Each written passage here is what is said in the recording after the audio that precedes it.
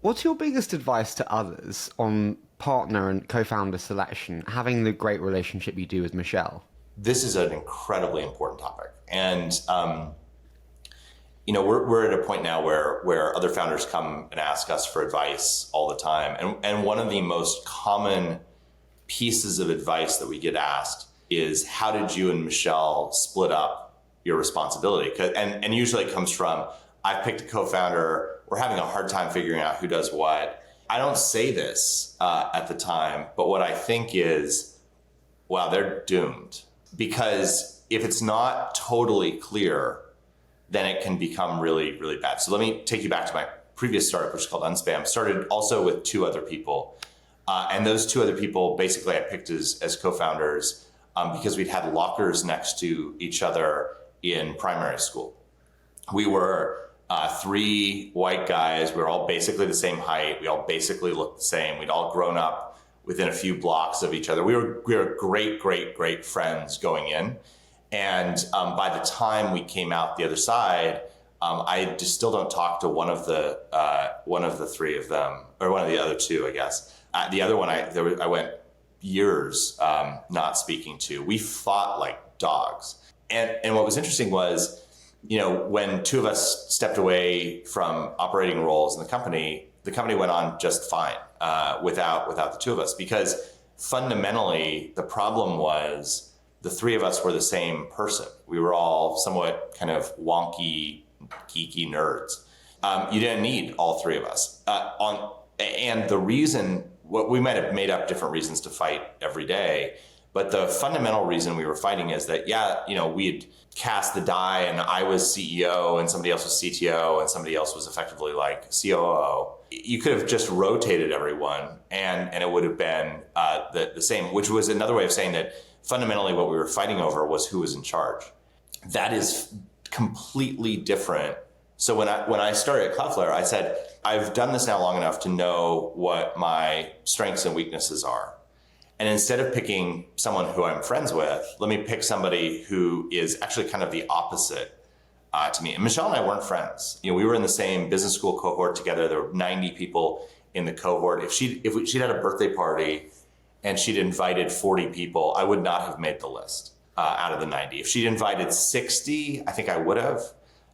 I'm somewhere in the kind of 50 out of 90 in terms of friendship. But I think we both had an enormous amount of respect for each other because we were each very good at different things. When we went public, we had to go through like a succession planning exercise. If Matthew gets hit by a bus, who steps in as CEO? And the board decided, and I think this is publicly filed, that Michelle would step in on a temporary basis, and then the board would do a search and figure out what the long-term basis was. In my last company, if we went through that exercise, the other two co-founders would have been studying the bus schedule and suggesting times that I should run across the street. Maybe looking the wrong way. Whereas at Cloudflare, Michelle texted me, "Don't you dare get hit by a bus." I think that is part of, it's really clear that each of us have our own strengths and each of us have our own lanes. If you think about it, the way Michelle would describe it is, the problem space that you're trying to solve when you're starting a company is so big.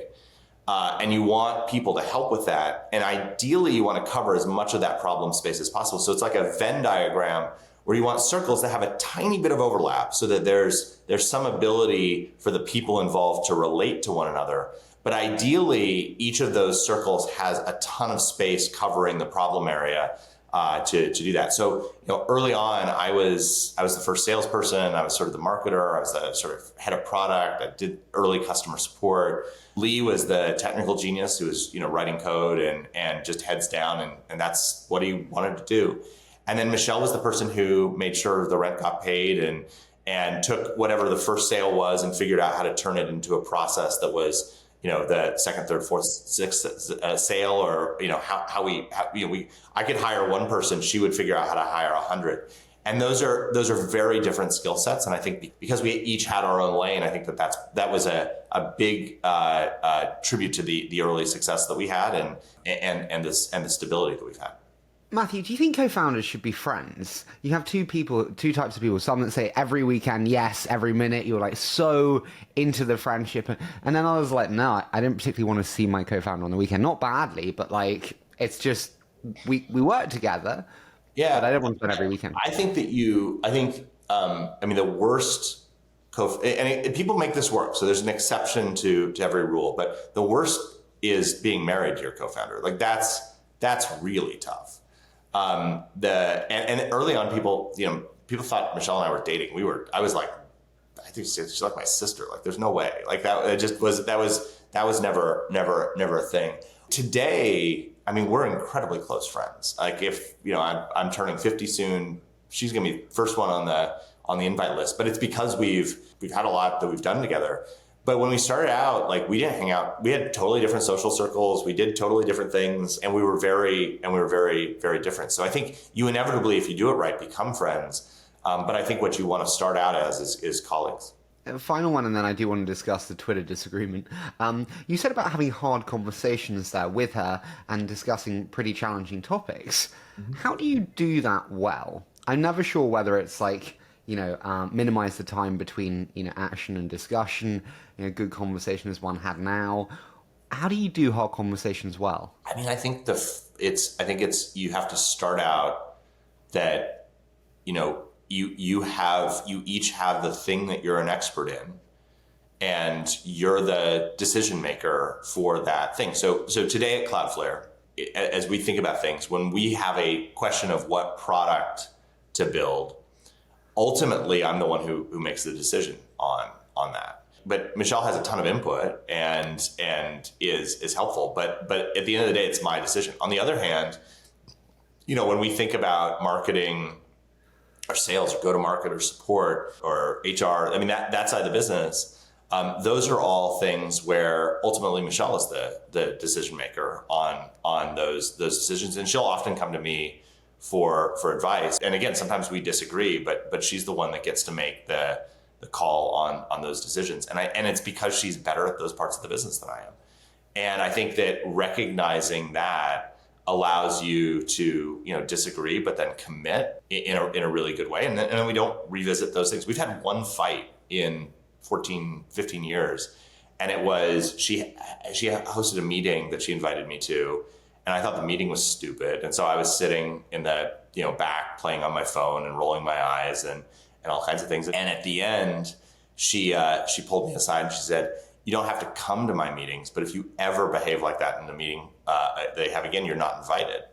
And I was like, "You're right, I'm sorry." And that was the end of it. And we moved on. And I've and I've tried to be much more respectful in meetings ever since. So I think that's again, I think it comes back to, don't pick the people who you had lockers next to in junior high school. Really assess yourself. Think about what your strengths and weaknesses are, and look for people who maybe, again, you don't want to socialize with, but that fill in the gaps that you have. Like, I think this is where a lot of people get the diversity conversation wrong. I think diversity is something that they do because they look good in newspaper or some government report. That's not why to do diversity. The reason you do diversity is because more diverse teams win. People who have different perspectives and have different ways of looking at the world are going to see the things that you don't see. And so for the same reason that you want diversity in your stock portfolio, for the same reason you want diversity in a population of rhinos, you want diversity in what your original team was. And the fact that Michelle, Lee, and I were all such different people, I think has helped us, build a team of different people. And I think that that's part of how we've, reimagined the space that we've taken on and had a lot of the success that we've had.